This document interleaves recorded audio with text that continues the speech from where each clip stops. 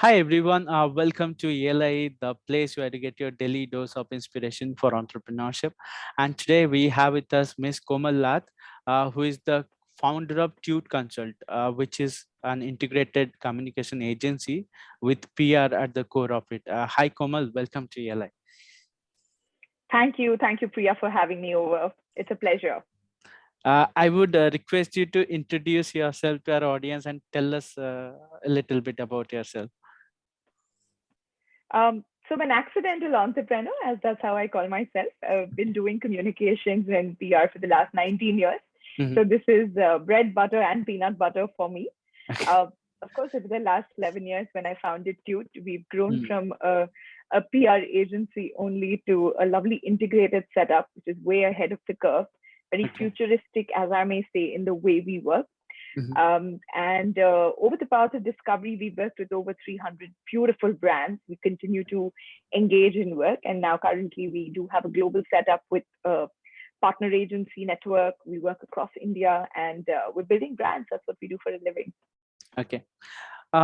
Before we talk about Tute, would love to understand about how your career has been in the PR domain and what led to the entrepreneurship. I think you would have continued in the PR domain and still be very comfortable with it. Why entrepreneurship? I mean, it's so much challenges and difficulties.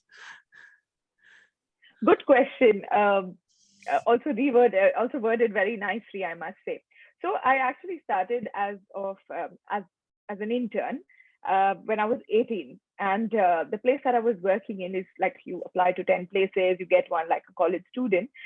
Fortunately for me, I got a call from the second one itself very quickly that I'd applied to. Mhm. The lovely company called Good Relations India. I think back then it was one of the bigger firms that were offering communications as a service. I was very clear I wanted to be in media. Now, which aspect I don't know. I'd applied for journalism jobs, I'd applied for PR and advertising. And I got a call from Good Relations, and that's where my stint started. Okay. The internship, which was to last for 2 months, lasted for 2.5 years, Mhm. was wonderful. I had a great set of mentors, bosses, colleagues who continue to be friends even till date.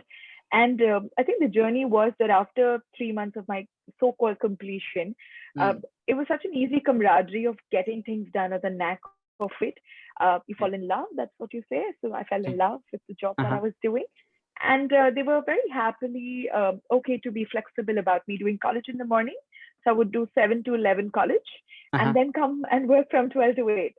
Okay. Um, got to work on some fantastic brands, continued to work on that. And then, of course, after my graduation, I switched to another company just to sort of get an exposure. Mm. Was again wonderful, but I wanted to pursue my further studies back then to make sure that the academia is taken care of. So Mm. I was in Ahmedabad at MICA, at Mudra Institute, and I completed my MBA in from there. Mm. And I have no plans to start. You are absolutely right. I said, okay, I've done PR for so many years. Maybe time to take a little bit of a different thing. And I joined film advertising. Okay. I think it was very interesting to do that because I knew after 1 year what I didn't want to do. I Mm. love the space, but it's not for me. It was too unstructured for me. It's too a lot of ego massage, a lot of things that I'm used to a very structured working style, Okay. and it's great because I picked up nuances on advertising, but Mm. I also knew that this is not for me. I enjoyed the space of being able to verbally communicate or talk and build brands than वो थोड़ा सा shade blue कर दो, थोड़ा सा green कर Okay. दो, थोड़ा font बड़ा, थोड़ा font छोटा. I knew that perhaps was not for me. It's great for people who can do it, but that was the journey to do it. And I think after that, some of my prior clients and former clients were very keen that I begin on my own. So Mm. as I said, accidental entrepreneur. I was not looking to start off, but it happened on the back Mm. of some people backing me. And I gave myself 3 months because you're so used to a short paycheck coming to you, right? Yeah. The insecurity or the imbalance of not knowing what is going to happen next Mm. can throw off anyone. So I was at 25 when two of my clients said, okay, we'll back you, Mm. not knowing that they meant that there would be no pay for that. It was meant to be, hey, you start off and we'll support you So I think one of the key learnings is define support. They Okay. can say, hey, हमारा नाम use कर सकते हो, but would they pay you for it? Is a conversation that I think one should have had. But you Okay. learn. I learned. I gave myself Mm, 3 months. Luckily, when there's fire in your belly and you know that you have to do it, you end up making circumstances that try and enable things to happen. And that happened. It's been from 3 months, it's been 11 years and counting, and I haven't looked back. mm. Can you tell us about the initial days of building this venture? How did you get your first set of clients and first set of employees? Okay, so it started off literally at home in my room because I had 5,000 rupees in my bank balance Okay. and pocket. And coming in from a business family, also you have that sort of very independent streak that you're not going to. I don't remember asking my dad for a single rupee Mm, from the day I started interning, and I think that that's a little bit of inflection that I have that I will not ask. So we okay. were very bootstrapped. We continue to work as a bootstrapped agency even now because every penny saved is a penny earned, which I will pass on back either to society. We Mm, support a lot of charitable organizations and to my people. So we yet would want to have that whole vibe of can we do this better? Can this be done lesser with great quality without compromising on things? Of course, we pay top dollar for mm, things that needed. So uh, initially, how did we start? Of course, from the room that we started in, and the clientele. As I said, there were two people who wanted to support us, and they came forward. Uh, mm, but on the back of that, I would go out and speak to a lot of people. People knew of me in the business. My earlier bosses, my clients, mentors, everybody sort of would give out recommendations. So we've never done cold calls till date, thank mm, God. But we've managed to build a very, very strong portfolio back from the work that was done. So I think one thing that helped was my work. The work that I had put in my initial working days must have had some credence because of which people keep coming back or kept coming back, knowing that it's an absolute novice who's starting, because running a business is very different from working on a client. The two right, absolutely different skill sets. right. I read on your story that was that Catwalk shoes was one of the first brands you onboarded as a client. So, uh, can you tell us uh, how did you so for every service-based business, the people are the core of it, and the venture is as good as the people in it. So, can you tell us how have you found the people who combine together to make a venture, and any tricks that you have done to retain them and to get the best out of them? Okay, good question. So yes, my first client was Catwalk, and I remember after I first looked at my presentation, which I spent a lot of time on doing, it was my first pitch ever. He Mm. straight went to the last slide, and Okay. I said, "Oh my God, that much!" And I said, "You know the kind of work we can put out." So he said, "I'm not banking on the 52 slides you put. I'm banking on the 53rd slide." He said, "Let's begin." And that faith was there. But I think for us, for me personally, the biggest confidence boosting exercise was Esmeda, which is Mm, the bag brand, where Satish Bhai sat across the table and gave me 12 PDCs. mm, I was 2 months old in the business, barely getting my strapping to know what is hiring, what is CA, how to write a check, literally mm, that. It mm, started in from there. So I think people are at the center and heart of everything in the service business, but I do think there's a lot of automation that can be done, mhm, uh, which will reduce the effort of the people that you need to have with you to do better things. And I mm. think that's the path we've taken in to be able to strive. So whether Okay. it's using data, software, uh, that really enables a lot of their manual hours to be used more wisely. Mhm, What do we do to retain and hire? I think one of the strongest learnings for me with so many years has been accepted that people are not forever. mm, It used to first, I would take it very personally that what have I done? What has the organization done? That why are people moving out, etc. I think that alignment happened after talking to a lot of mentors, people, startup founders, the founders that we handled who now are great friends. So we continue to be sounding boards for each other to only know that people are not going to be a part of it unless they have a reason which is aligned to their personal growth or aligned to their personal goals. And goals change. Mm, Goals absolutely change over a period of time. What you were 10 years back, you evolve from those goals. So a vision can be set in stone, but the strategy to it has to be written in pencil because mm, it is erasable and it is changeable. I think so that learning and imbibing of those value systems were important. What we do very differently, perhaps what I say is we don't offer jobs, we make careers. mm, And even if a person's here for 2 years or 3 years, they will have great stories to tell about the work that they've been able to do, the personal accomplishment and the freedom with which they got to operate within the system and be entrepreneurs. I think that's one encouragement that we give. So I think work-life balance is a myth. We do definitely encourage it. We're too connected in this business. It's too wired up. What we can do is offer the other frills, great, great working culture, um, great holidays. You can take holidays when you want. mm. Those little things that make the other softer aspects really, really good. And where work is concerned, it's gold standard or nothing. That is the mantra of Tute. If you can't think gold standard and are thinking shortcuts, there are chances we will ask you to leave because that's something that has stood for us and that is going to always be the meluha of what we are. Okay. Uh, one of the common questions we ask at the ELI podcast is what is the problem statement you are solving? So, uh, being a peer and communication agency, I think you would agree that most of the companies or most of the clients who approach you, they look at PR at a very transactional level, like what is the cost and for getting this done and that done, and they don't look at the subtle aspects of being a good communication agency. So, uh, can you tell us? There are all sort of PR agencies, and there is a generic, you know, a version around it. But what is unique about your agency, and what problem that you solve that nobody else is solving?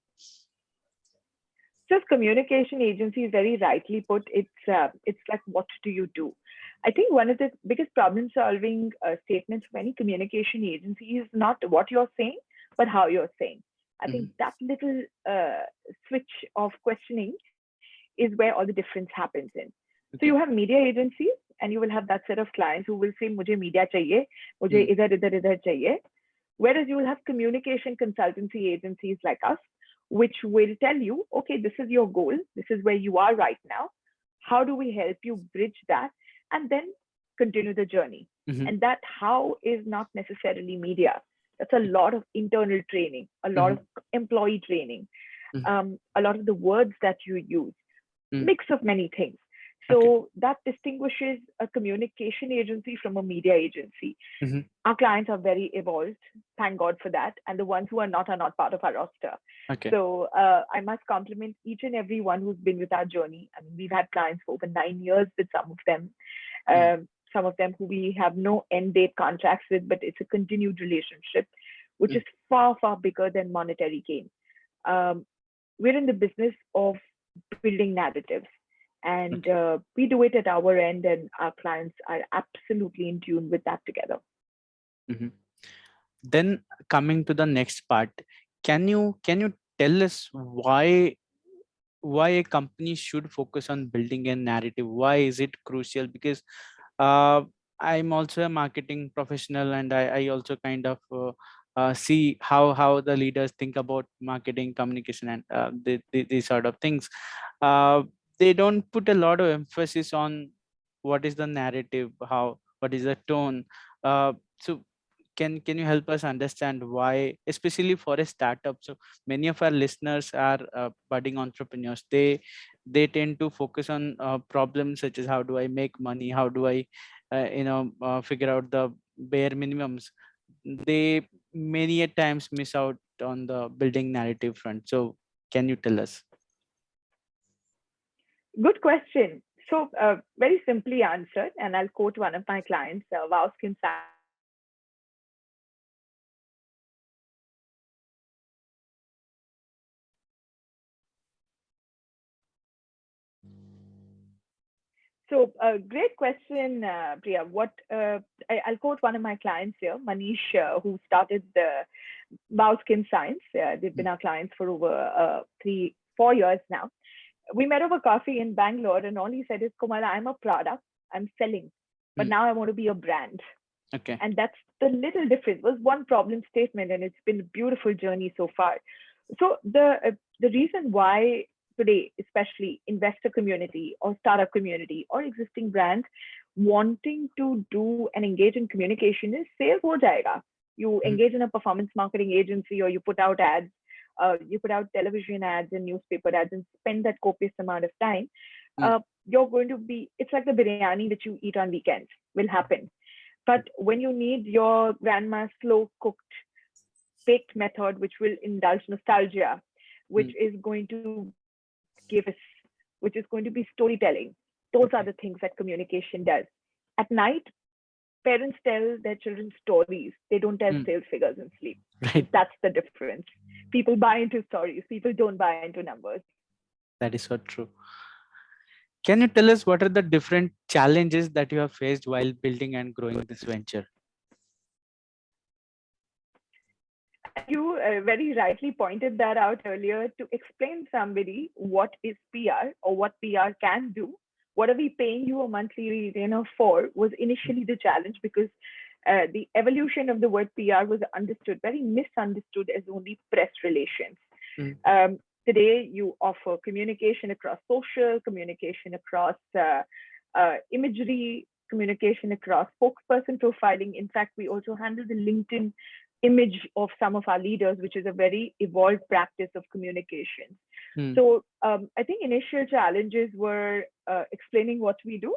I'd say that. And the second challenge is to be able to create careers for people, to attract them to this space, because it's largely understood as a not very high paying industry. We're trying to change that. As a Mm. group, as a cohort, we're all trying to change that, because in the pecking order, you have advertising, digital, events, and PR, and they're all at par. There's no one imbalancing the other, but there's a huge pay scale differencing. So, Okay. as a cohort, one of the key challenges is to be able to create sustainable careers which are high paying and Mm. highly fruitful, for people to look at this as a career option. And I think thirdly is hiring.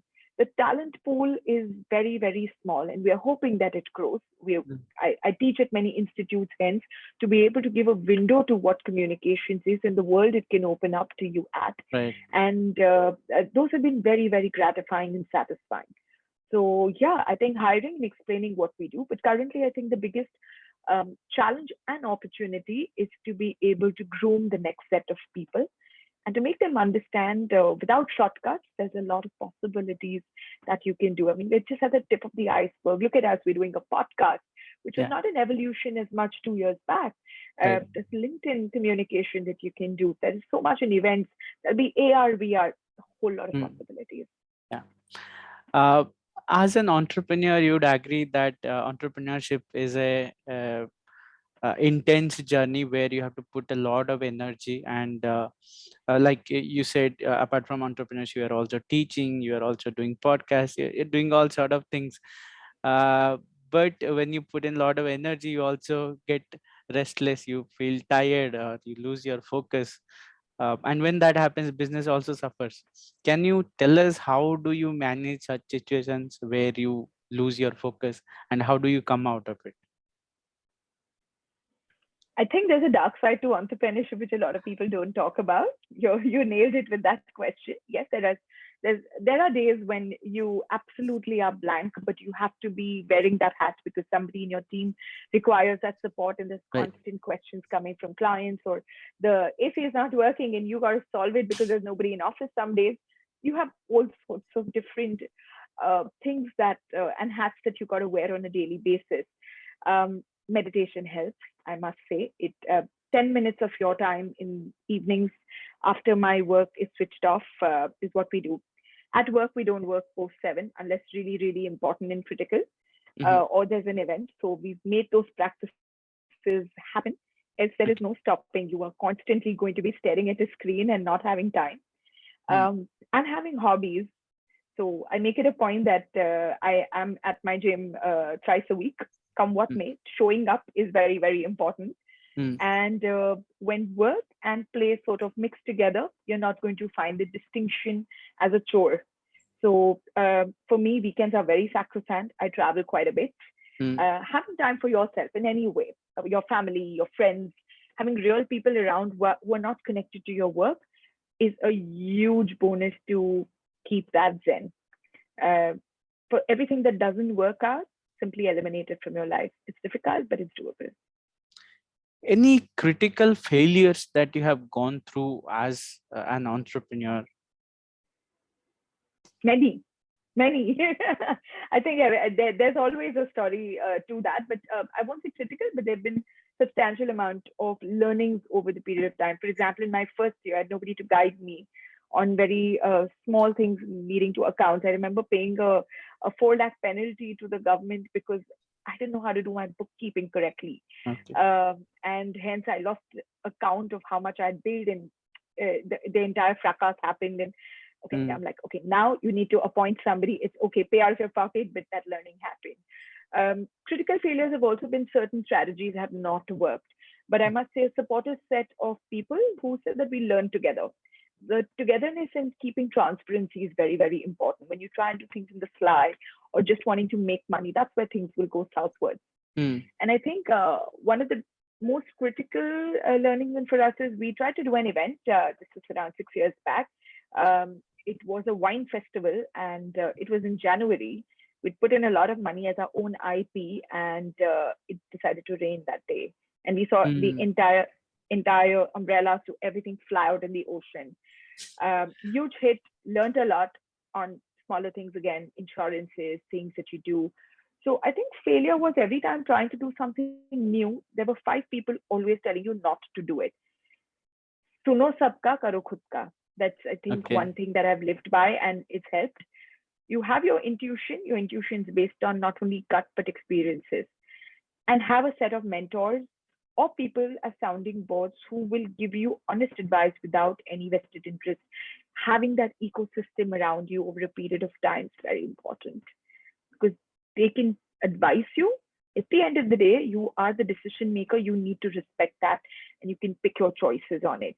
We've seen Mm, a lot of setbacks, whether at a financial level, where we were barely left with anything. And I remember lots and lots of bad debts because people, after doing their work, Indians have a lot of problems paying on time, or for that matter, paying at all after getting the work done. When they want the work done, they want it swiftly. But when mm. it comes to payment, there is a inherent need, except some of them. I must say there's governance in a lot of companies today, but a lot of them feel the need that till you follow up 10 times, you don't get paid. So, those Right. little things over a period of time we've addressed, where we simply stop work now, or we simply address them and call them out. I would be very fearful of it maybe 5 years back. Mm, Um, but I think I'm at that juncture where we know we're doing something right and we don't fear it. And we mm. have a strong voice in the market now. So it's a Right. journey. What would you say is the meaning of entrepreneurship for you? How would you define the term entrepreneur or the process that is entrepreneurship? It's a crazy adventure. It's a lovely, lovely, crazy adventure. Each corner and a turn has a different challenge for you. And I wouldn't have it any other way. Okay. And finally, my last question. Tell us about the different lessons that you have learned as an entrepreneur, which we can take away and probably apply to our ventures without going through the hard process of learning. Look at any service that you need as an investment. Uh, it'll pay off in the long run. Shortcuts, making shorter deals to be able to save that much, or hiring people right out of no experience or cross backgrounds without having the expectation set, is Mhm. going to only set you back. At that time, it may look like a pot of gold, but it's going to set you back so many more months' time, because time is the only currency not coming back. Mm. Uh, so invest wisely, invest slow, take your time, but balance the difference between brand and sale, and you will see magic happen. Okay. Thanks for your time. It was a great pleasure to host you, and our best wishes for your venture.